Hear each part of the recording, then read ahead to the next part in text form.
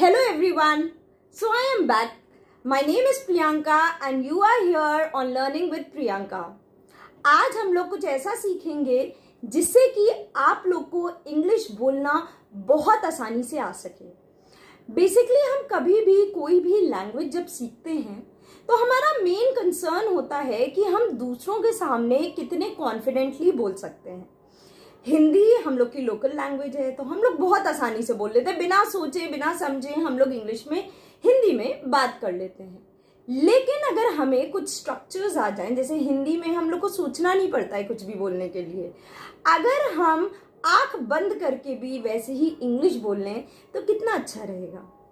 इसके लिए हमें कुछ बेसिक स्ट्रक्चर्स पढ़ने पड़ते हैं। कोई भी लैंग्वेज को पढ़ने के लिए, कोई भी लैंग्वेज को सीखने के लिए हमें कौन से वर्ड्स कब यूज करने होते हैं वो जानना बहुत जरूरी है, क्योंकि बिना स्ट्रक्चर के कोई भी लैंग्वेज नहीं बनती है। तो आज हम जानेंगे कैसे इंग्लिश आसानी से बोलें। इस क्लास में हम आपको बताएंगे खूब सारे ऐसे वर्ड्स, ऐसे सेंटेंसेस जिससे कि आपको आममर्रा की जिंदगी में इंग्लिश बोलना बहुत आसान हो जाए। चलिए आज की क्लास बिगिन करते हैं, बट उससे पहले प्लीज मेरे चैनल को लाइक करें, शेयर करें और सब्सक्राइब नहीं किया है तो प्लीज उसको सब्सक्राइब जरूर करें। Let's begin.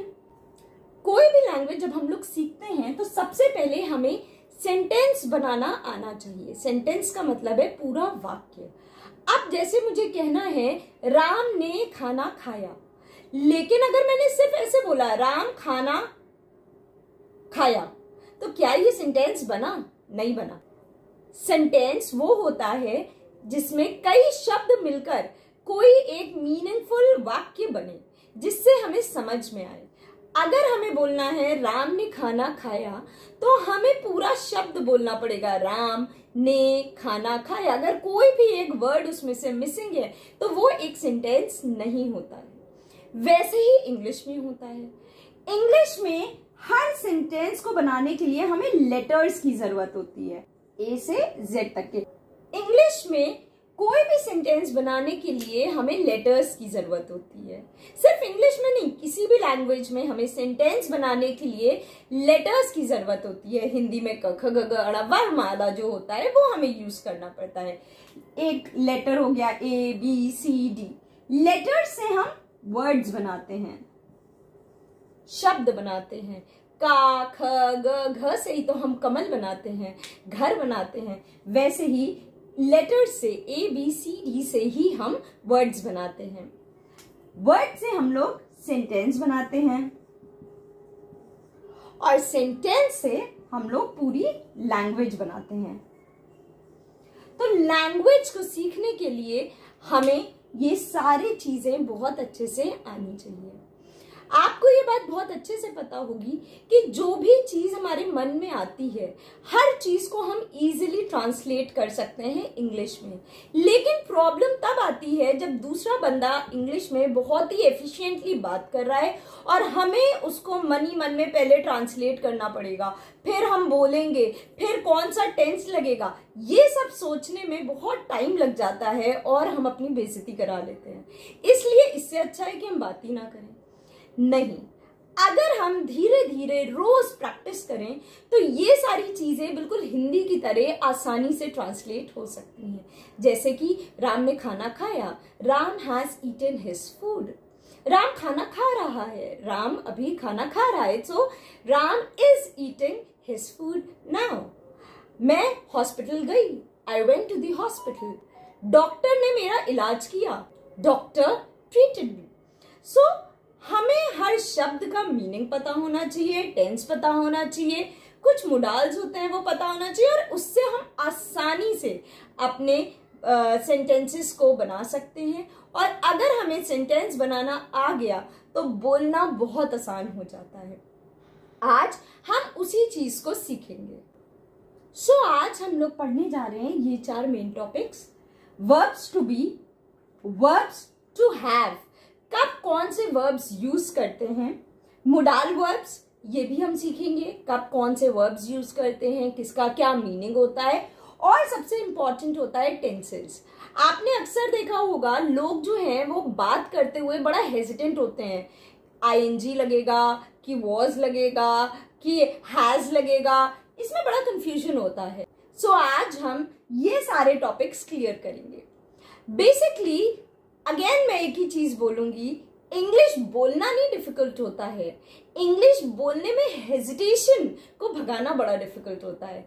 आज से ही हम इंग्लिश को बोलना प्रैक्टिस करेंगे और आप खुद देखेंगे कि बहुत ही जल्दी विद इन 30 to 40 डेज आप कितने एफिशिएंसी से इंग्लिश बोल सकते हैं। Speaking English is not difficult at all, and you people will realize this within a short span of time. So let's begin. अब हमने लिखा Ram is playing cards. इसमें राम जो है वो हमारा सब्जेक्ट है।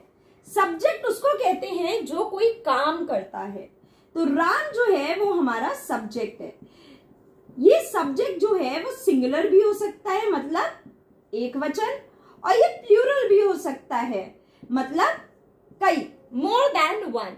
सो राम है इसलिए हम यहाँ पे इज लगाएंगे। इज क्या है? इज हमारा हेल्पिंग वर्ब है, इज हमारा हेल्पिंग वर्ब है। प्लेइंग हमारा मेन वर्ब है, प्लेइंग हमारा मेन वर्ब है, और कार्ड्स हमारा ऑब्जेक्ट है। अब सब्जेक्ट वो होता है जिसने काम किया। राम इज प्लेइंग कार्ड्स, किसने खेला? राम ने कार्ड्स खेला। अगर ये राम ना होता बल्कि कई लोग होते तो हम यहाँ पे दे यूज कर सकते थे। अब जैसे दिस होता है, दिस मतलब होता है एक चीज, ये, यह, और दीज मतलब होता है मेनी, प्लूरल। ये प्लूरल के लिए यूज होता है और दिस सिंगुलर के लिए यूज होता है। दिस इज माई पेन, ये मेरा पेन है तो सिंगुलर है। दीज कई के लिए यूज होता है।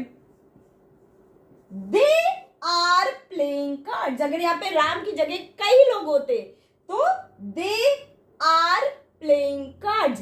इस जो होता है हेल्पिंग वर्ब वो सिंगुलर के लिए यूज होता है और आर जो होता है वो प्लूरल के लिए यूज होता है। इज हमेशा एक के लिए यूज होता है और आर जो होता है वो कई के लिए यूज होता है। तो यहाँ पे अगर राम की जगह दे होता तो हम लिखते दे आर प्लेइंग कार्ड्स। अब हम लोग देखते हैं दिस और दीज में, जैसे this is a pen, this क्योंकि वन है तो उसके आगे इज लगेगा, और अगर यहाँ पे एक से ज्यादा पेन होंगे तो दिस के लिए जगह हम लोग दीज लिखेंगे, आर। अच्छा, जब एक होता है तब तो हम अ लगाते हैं या एन लगाते हैं, जब एक से ज्यादा होता है तब अ या एन हट जाता है। तो these are pens. So singular के आगे तो हम लोग इनडेफिनेट आर्टिकल ए या एन लगाते हैं, लेकिन अगर प्लूरल है, एक से ज्यादा है, तो उसके आगे हम लोग ए या एन नहीं लगाते हैं।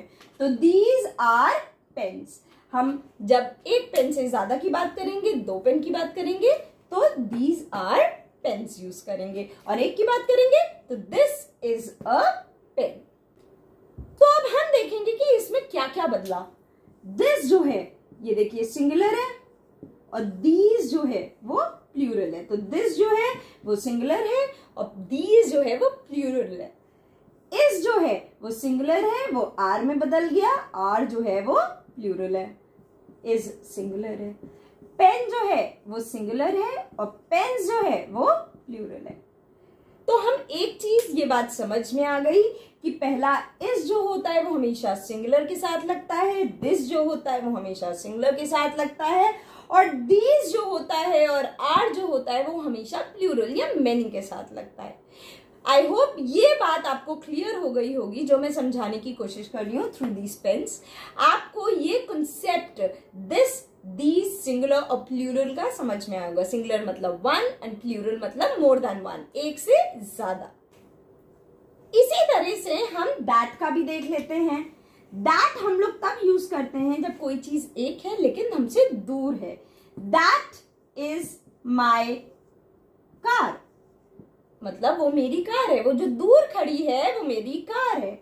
और दैट का जो प्लूरल हो जाएगा those. Those are my cards. यहां पे भी हम देखेंगे कि एक के लिए हमने दैट यूज किया और इज है, और दोस्त के लिए आर यूज किया और कार्स है, कई कार्स है, एक से ज्यादा है। तो जब भी हमें सिंगुलर यूज करेंगे उसके साथ इज यूज करेंगे, प्लूरल यूज करेंगे उसके साथ आर यूज करेंगे, और ऑब्जेक्ट में एस लगा होना चाहिए। बोलना बहुत आसान है इंग्लिश, बस हमें प्रैक्टिस की जरूरत रहती है। जितनी हम प्रैक्टिस करेंगे, जितना हम आसानी से फ्लुएंटली बोलने की कोशिश करेंगे, हम इंग्लिश को अपने काबू में कर सकते हैं। प्रॉब्लम ये होती है जब हम हेजिटेंट होते हैं, जब हमें डर लगता है कि हे भगवान लोग मुझे जज करेंगे। अगर आप ऐसा फील करेंगे तो आप कभी इंग्लिश नहीं बोल पाएंगे। आप अगर दूसरों के सामने बोलने में हेजिटेंट हैं तो एटलीस्ट मिरर के सामने 5 मिनट एवरी डे किसी भी टॉपिक के बारे में आप बात कर सकते हैं। अपने आप से ही बात करिए, लेकिन आप दिमाग में हिंदी में ट्रांसलेट करते रहिए और उसको इंग्लिश में बोलने की कोशिश करिए। ये बेस्ट टेक्निक होती है अपनी इंग्लिश को इम्प्रूव करने के लिए। आइए बढ़ते हैं आगे। अब देखते हैं एक नया कॉन्सेप्ट आई और यू का। लोग इसमें बहुत ज्यादा कंफ्यूज होते हैं। आज हम चलिए डिस्कस करते हैं। इसमें आई जो है वो सिंगुलर होता है, आई जो होता है वो सिंगुलर होता है, और यू जो होता है वो सिंगुलर भी होता है और वो प्लूरल भी होता है। वन के लिए भी यू यूज हो सकता है और मैनी के लिए भी, जैसे कि you are a naughty boy. अब देखिए हमने अ यूज किया, मतलब किसी एक बॉय के बारे में बात कर रहे हैं। जब मैंने किसी एक बच्चे से बोला you are a naughty boy, अ मतलब कोई एक, वन, ऑलवेज अ और एन किसी वन के लिए ही यूज होता है, सिंगुलर के लिए ही यूज होता है। तो यहाँ पे यू जो है हमने किसी एक पर्सन के लिए यूज किया, तो यहाँ पे वर्ब जो है हमारा, अब आप कहोगे यहाँ पे तो वर्ब आर लगा है, ऐसा क्यों? क्योंकि यू के साथ वर्ब हमेशा आर लगता है, चाहे आप सिंगुलर में यूज करें या प्लूरल में यूज करें। You always is followed by a plural verb, हमेशा यू के साथ प्लूरल वर्ब लगता है। अब हम एक और सेंटेंस बनाते हैं जो यू जो है जिसमें प्लूरल हो। You all are naughty boys. अब यहां पे सबसे पहले तो हम अ हटाएंगे, क्योंकि हमने एक के बारे में बात नहीं कर रहे हैं, कई लोग के बारे में बात कर रहे हैं। You all are naughty boys, आप सब नॉटी बॉयज हैं। तो यहाँ पे हम देखेंगे यू सिंगुलर के लिए भी यूज हुआ है, और यू ऑल जो है आप सब लोग जो है वो किसके लिए है? मैनी के लिए यूज हुआ। यू हमेशा एक्सेप्शन होता है, भले ही यहाँ पे हम सिंगुलर के लिए यूज करें या प्लूरल के लिए यूज करें, इसका वर्ब हमेशा प्लूरल होता है। यू के साथ कभी भी इज एम नहीं यूज होता है, यू के साथ हमेशा प्लूरल वर्ब वर या आर ही यूज होता है। अब हम लोग वापस से अपने पुराने सेंटेंस पे आते हैं। Ram is playing cards. Ram जो है वो कार्ड्स अभी खेल रहा है। देखिए पूरे सेंटेंस में हमारा जो हेल्पिंग वर्ब होता है वो बहुत इंपॉर्टेंट रोल प्ले करता है सेंटेंस का टेंस बताने में। अभी इस सेंटेंस से हमें पता चलता है कि राम अभी कार्ड्स प्ले कर रहा है, राम अभी खेल रहा है कार्ड्स को। अगर हम इसकी जगह वॉज लगा देते, राम वॉज प्लेइंग कार्ड्स, मतलब राम खेल रहा था। है और था में जो डिफरेंस होता है वो इज और वॉज में होता है। खेल रहा है और खेल रहा था। तो जो हेल्पिंग वर्ब होता है हमारे सेंटेंस का वो एक बहुत ही अहम रोल प्ले करता है कोई भी सेंटेंस के मीनिंग को बताने में। जब भी हम किसी सेंटेंस के मीनिंग को समझना चाहते हैं या बताना चाहते हैं तो हमें हेल्पिंग वर्ब का बहुत ज्यादा ध्यान रखना पड़ता है। काम हो चुका था, काम चल रहा है, या काम होने वाला है, या काम होगा फ्यूचर में, वो सब कुछ हेल्पिंग वर्ब ही डिस्क्राइब करता है, वो सब कुछ हमारा हेल्पिंग वर्ब ही हमें बताता है। तो आगे बढ़ते हैं। अब मैंने लिख दिया Ram shall be playing cards, future में खेल रहे होंगे, मे भी खेल रहे होंगे। अगर हमने मे भी लिख दिया तो हमें नहीं पता, शायद खेल रहे होंगे। तो जो भी हमारा सेंटेंस का मीनिंग होता है वो हमारा हेल्पिंग वर्ब ही डिसाइड करता है। हेल्पिंग वर्ब पूरा मीनिंग आपके सेंटेंस का चुटकियों में बदल सकता है। आपका हेल्पिंग वर्ब अगर गलत हुआ तो सेंटेंस पूरा ऐसे ही गलत हो जाएगा। तो आज हम देखेंगे कैसे हमें हेल्पिंग वर्ब्स को सही से लगाना है, कैसे हमें उसको यूज करना है, कैसे हम अपने सेंटेंस को ऐसे बनाएं कि दूसरे पर्सन को तुरंत समझ में आ जाए कि हमारा हेल्पिंग वर्ब कौन सा है या हम कौन से सेंटेंस को किस समय के लिए यूज करना चाहते हैं। आइए आगे बढ़ते हैं और इसको बहुत आसानी से सीखते हैं। अब पढ़ते हैं हेल्पिंग वर्ब्स। देखिए हेल्पिंग वर्ब्स मेनली जो होते हैं वो 3 तरह के होते हैं। पहले होंगे प्रेजेंट में, फिर होगा पास्ट में और फिर होगा फ्यूचर में। प्रेजेंट मतलब जो अभी का समय है, पास्ट मतलब जो हो चुका है और फ्यूचर मतलब जो होने वाला है। तो 3 तरह के हेल्पिंग वर्ब्स होते हैं। इसके अंदर भी हम किस तरह से यूज करते हैं? प्रेजेंट टेंस में इज, एम या आर यूज करते हैं। पास्ट टेंस में वॉज या वर यूज करते हैं। फ्यूचर में विल या शैल यूज करते हैं। फिर हम इसमें डू या डज यूज कर सकते हैं। इसमें हम लोग डिड यूज करेंगे और इसमें भी हम लोग विल यूज करते हैं। हैज, हैव यूज करेंगे, यहाँ पे हैड यूज करेंगे और यहाँ पे विल हैव यूज करेंगे। नेक्स्ट हम लोग यहाँ पे कैन यूज करते हैं, यहाँ पे कुड यूज करते हैं और यहाँ पे will be able to use करते हैं। अगर हमें ये चीज समझ में आ गई तो हमें सेंटेंस बनाना बहुत आसान हो जाएगा।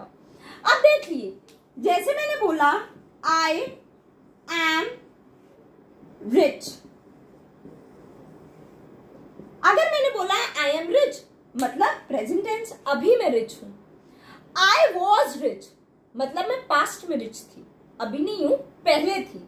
I will be rich, future में होंगी। अब आपने ये वाला यूज किया तो अभी है, ये वाला यूज किया तो फ्यूचर में होंगी और ये यूज किया तो पास्ट में थे। अब आप कुछ भी सेंटेंस बनाए आप आपस में इंटरचेंज कर सकते हैं। अब देखिए, जैसे मैंने एक सेंटेंस बनाया, आई हैव अ कार, मतलब मेरे पास अभी कार है क्योंकि ये प्रेजेंट टेंस में है। आई हैव अ कार, मेरे पास अभी कार है।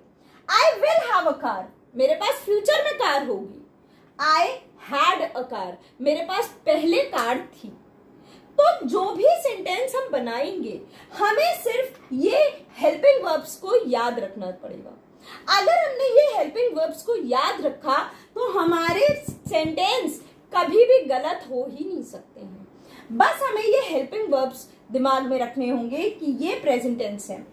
I do all my work, मैं अपना सारा काम करती हूँ। I did all my work, मैंने अपना सारा काम कर लिया। I will do all my work, मैं फ्यूचर में अपना सारा काम कर लूंगी। तो जो भी सेंटेंस हमारा होता है हमें पूरा पूरा फोकस अपना हेल्पिंग वर्ब पे रखना होता है। अगर हमारा हेल्पिंग वर्ब सही है, देखिए सिर्फ हेल्पिंग वर्ब्स को चेंज करने से हमारा सेंटेंस का मीनिंग पूरा पूरा चेंज हो जाता है और पूरा मीनिंग हमें सिर्फ और सिर्फ हेल्पिंग वर्ब से ही आसानी से डिड्यूस कर सकते हैं। It's very simple to frame sentences with the help of helping verb. If you people are able to govern या command helping verbs, it will be very easy for you to speak in English fluently. चलिए अब देखते हैं verbs to be और verbs to have में क्या difference है। देखिए जब हम सेंटेंस बनाते हैं तो हमें सबसे पहले एक assertive सेंटेंस, सिंपल सेंटेंस बनाना सीखना है। अब जैसे मुझे बोलना है मैं एक डॉक्टर हूं, तो मैं कैसे बोलूंगी?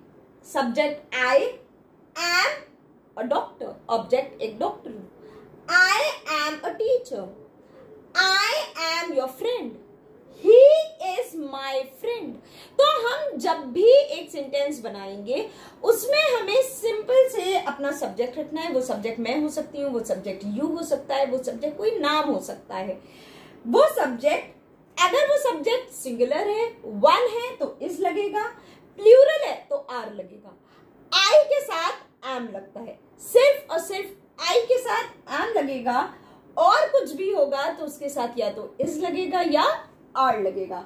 राम इज माई फ्रेंड, वो ऑब्जेक्ट में जाएगा। राम इज अ डॉक्टर, वो डॉक्टर जो है वो ऑब्जेक्ट में जाएगा। तो कोई भी सेंटेंस बनाना है तो सिंपल सिंपल सेंटेंस हम बहुत आसानी से बना सकते हैं। Ram is my friend, Ram is very busy, बहुत बिजी है। अब हमें लिखना है उसी सेंटेंस को पास्ट में। पहले राम वॉज माई फ्रेंड, मेरा फ्रेंड था, अभी यहाँ पे है, यहाँ पे था।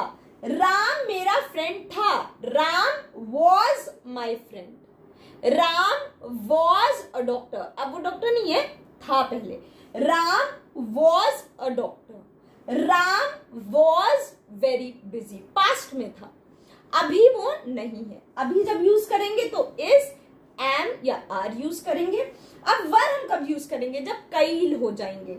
दे वर वेरी टायर्ड, वो सब बहुत टायर्ड थे, तब हम लोग वर यूज करेंगे। वॉज एक के लिए यूज होगा, वर मैनी के लिए यूज होगा। अब आएंगे फ्यूचर में। Subject she will be very busy, future में वो बहुत बिजी होगी। अगर हमें कल की बात करनी है, she will be busy tomorrow, कल वो बहुत बिजी होगी। ठीक है, तो जब भी हम फ्यूचर में बात करेंगे तो होगा या होगी, जब यूज करना होगा तो हम लोग विल बी यूज करेंगे। अच्छा, आप लोग एक छोटी सी और बात बताते हैं इसी में। हमें अगर विल बी की जगह अगर हमें मे बी यूज करना है, अभी की बात करना है, तब क्या करेंगे? शायद होगा, Rita may be busy now, अभी शायद वो बिजी होगी। रीता अभी बिजी होगी तो हम उसमें मे बी लगाएंगे, शायद जब होता है। माइट बी, शायद ही, Rita might be busy now, शायद ही बिजी होगी, मुझे नहीं लगता रीता अभी बिजी होगी, तब हम लोग माइट भी लगाते हैं। माइट भी हम लोग शायद ही के लिए यूज करते हैं। मे बी मतलब शायद, काफी चांसेस है मे बी बिजी होगी। माइट भी मतलब कम पॉसिबिलिटी है, शायद ही बिजी होगी। लास्ट देखते हैं, Rita must be busy now. Must भी हम लोग तब यूज करते हैं जब हम निश्चित के बारे में बोलते हैं। You must be busy now, पक्का ही वो बिजी होगा। ये चीज हमें दिमाग में रखना है। Rita will be busy tomorrow, वो कल बिजी होगी। Rita may be busy now, अभी शायद वो बिजी होगी। Rita might be busy now, शायद ही वो बिजी होगी अभी। रीता मस्ट बी, वो निश्चित अभी बिजी होगी। तो ये चीज हमें काफी अच्छे से समझ में आ गई होगी। अगर समझ में आ गई है तो please don't forget to like, share and subscribe to this channel, and please don't forget to press the bell icon also. Let's begin. अब हमने ये एक असर्टिव सेंटेंसेस देखे, सिंपल सेंटेंस बनाना सीखा। I am busy now, Ram is very naughty, Ram is a doctor, Ram was very naughty, पहले बहुत naughty था। Ram will be very naughty, future में बहुत नॉटी होगा, अभी बेबी है, बड़ा होके बहुत नॉटी हो जाएगा। तो ये जो सारी चीजें हैं ये हमें बहुत आसानी से आ जाएंगी अगर हम सिर्फ और सिर्फ ये वर्ड्स को समझ जाएं। अब हम देखते हैं इसी में क्वेश्चंस कैसे बनते हैं। जब भी हमें क्वेश्चन बनाना होता है, ये तो सेंटेंस है, अब क्वेश्चन बनाना होगा तो हमें ये जो हेल्पिंग वर्ब्स हैं इनको पहले यूज कर लेना है। जैसे इज राम बिजी नाउ,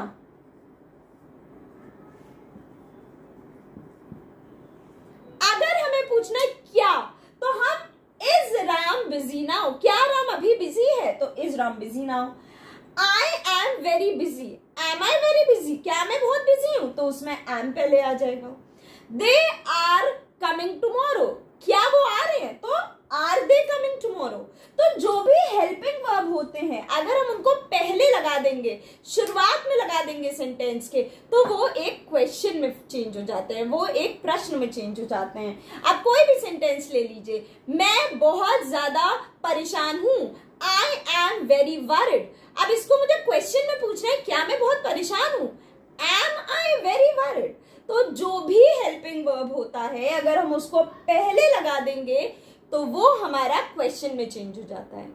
तो हमें जो भी, चाहे वो प्रेजेंट टेंस हो चाहे वो पास्ट टेंस हो, अगर हम कोई भी हेल्पिंग वर्ब पहले लगा देंगे तो वो क्वेश्चन में चेंज हो जाएगा। दे वर वेरी टायर्ड। वो बहुत थके हुए थे। वर दे वेरी टायर्ड। क्या वो बहुत टायर्ड थे? तो जब भी हमारा हेल्पिंग वर्ब पहले आ जाएगा तो वो एक क्वेश्चन में फॉर्म हो जाएगा। They will be coming tomorrow. Will they be coming tomorrow? क्या वो लोग आ रहे हैं? तो जब भी हम हेल्पिंग वर्ब को पहले लगाएंगे, चाहे वो प्रेजेंट टेंस हो चाहे वो पास्ट टेंस हो चाहे वो फ्यूचर टेंस हो, वो हमारे क्वेश्चन में चेंज हो जाता है।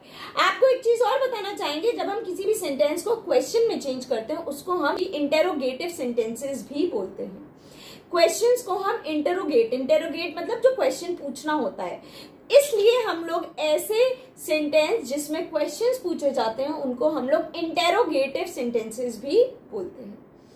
आगे देखते हैं, अगर इसी सेंटेंस को, मान लीजिए कोई एक सिंपल सेंटेंस है उसमें हमें नहीं यूज करना है, उसको हम नेगेटिव सेंटेंस बोलते हैं। नेगेटिव सेंटेंस का मतलब होता है किसी भी तरह का ना का फॉर्म होना, नो, नॉट, नेवर। अगर हमने किसी भी तरह का ना शब्द यूज कर दिया, नहीं का शब्द यूज कर दिया, तो वो एक नेगेटिव सेंटेंस है। राम एक डॉक्टर नहीं है, तो Ram is not a doctor. No या नॉट का फॉर्म जब भी लग जाएगा वो एक नेगेटिव सेंटेंस है। मान लीजिए मुझे कहना है मैं कल तुम्हारे घर नहीं आऊंगी, तो हो जाएगा I will not come to your house tomorrow. अगर मुझे बोलना है I will come to your house tomorrow, मतलब मैं कल तुम्हारे घर आऊंगी। तो जहां पे भी नो या नॉट लग जाता है उसका मतलब होता है मैं नहीं आऊंगी या नहीं करना है, कोई भी काम है वो नहीं है, नेगेटिव है।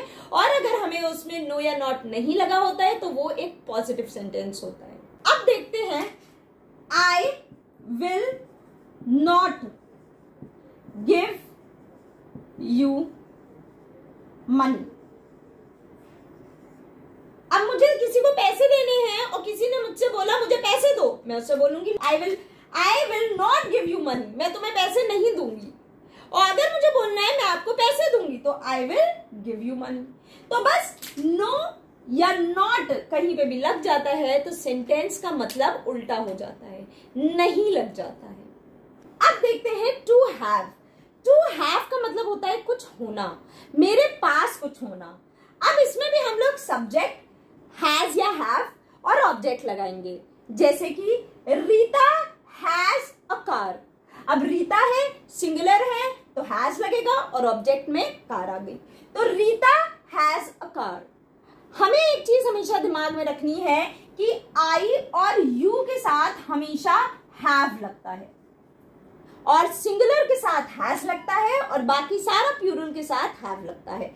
आई और यू के साथ हैव लगता है, ये एक एक्सेप्शन है। So Rita has a car, Ram has a car, they have a car, I have a car, you have a puppy. तो कोई भी सेंटेंस जब भी हम उसको हैज और हैव यूज करेंगे, हमें सिंपली ये याद रखना है, सब्जेक्ट सिंगुलर है तो हैज यूज करेंगे, सब्जेक्ट प्लूरल है तो हम हैव यूज करेंगे। आई और यू एक्सेप्शन है, आंख बंद करके कभी भी चाहे वहां पे कुछ भी लिखा हो हमें उसके साथ हैव ही यूज करना है, हम उसके साथ हैज कभी नहीं यूज कर सकते हैं। आई और यू के साथ कभी हैज नहीं यूज होता है। अब कोई सेंटेंस है, मान लीजिए she has a lot of time, उसके पास बहुत समय है, she has a lot of time. लेकिन अब इस सेंटेंस को हमें नेगेटिव में करना है तो हम सिंपली ऐसे करेंगे, शी हैज नो टाइम। और भी तरह हैं, मैं बिल्कुल शॉर्टकट पे आपको बता रही हूं नेगेटिव करने के लिए। She has no time, she has no money, she has no idea.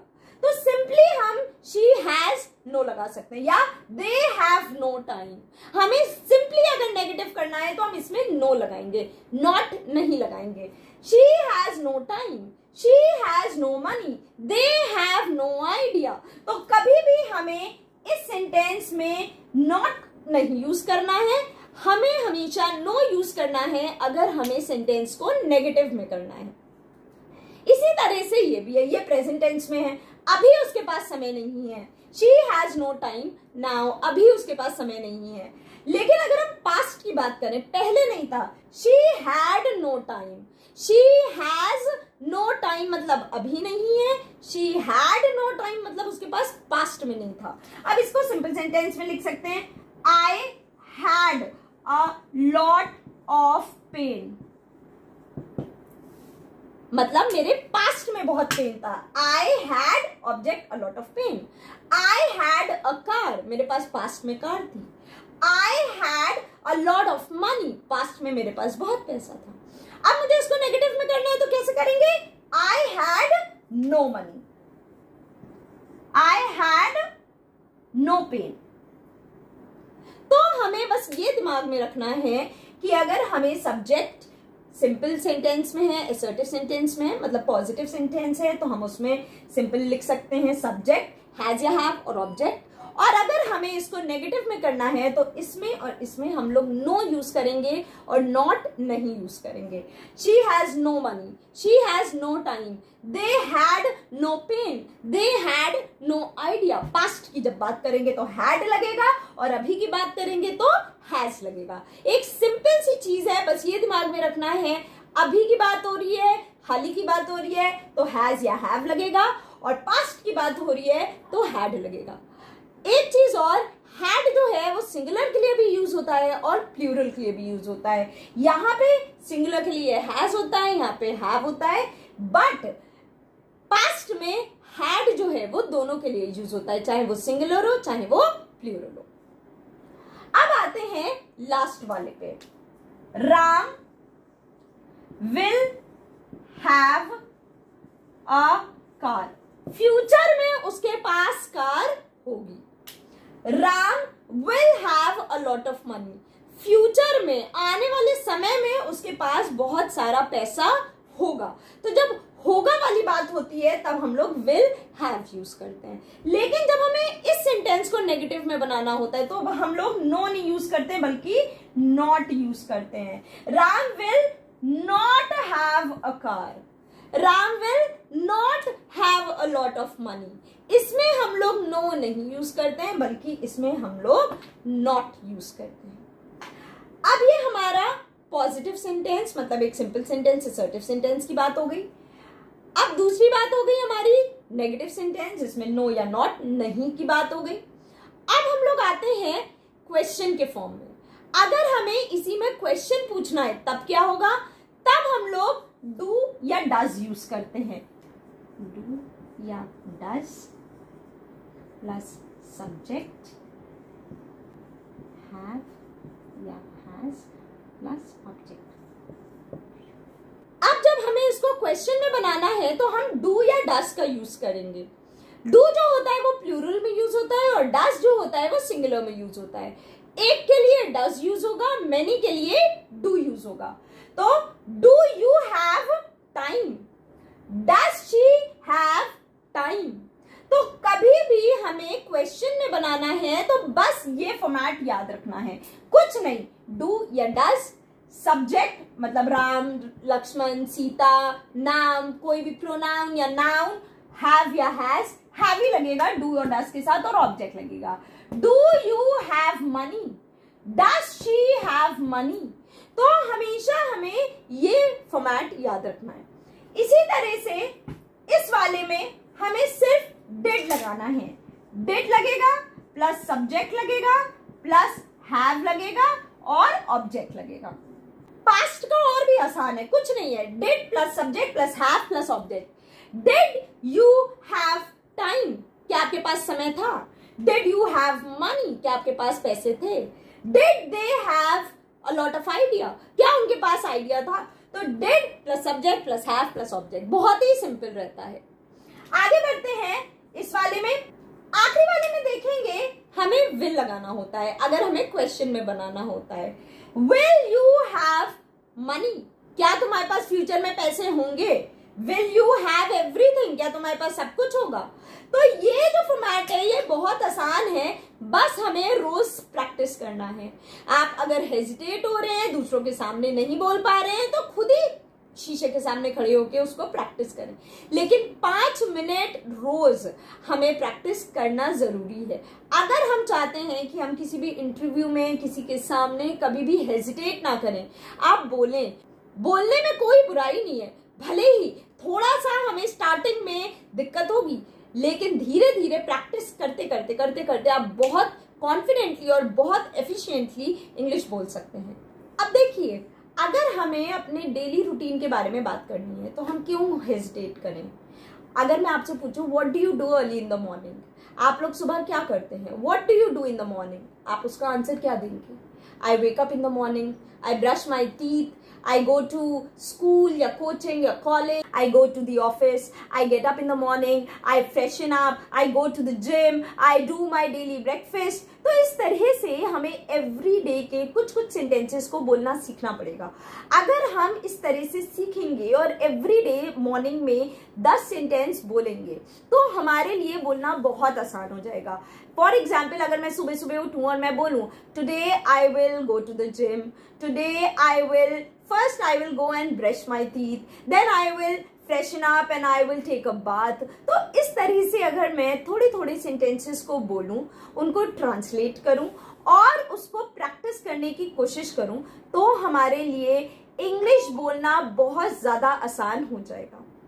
इसी तरह से मैं और ज्यादा वीडियोस लेके आऊंगी आप सबके लिए, ताकि हम साथ में मिलकर प्रैक्टिस कर सकें, और इसके लिए मुझे आप सबके सपोर्ट की बहुत ज्यादा रिक्वायरमेंट है। So please don't forget to like, share and comment, and do tell me in the comment section that what did you like about this video and what you did not. Please मुझे जरूर बताएं, और 5 sentences present tense और 5 sentences past tense में जरूर mention करें। Bye bye. Hope this video helps you all, and I am very happy to be a part of your life. Thank you so much. Bye bye.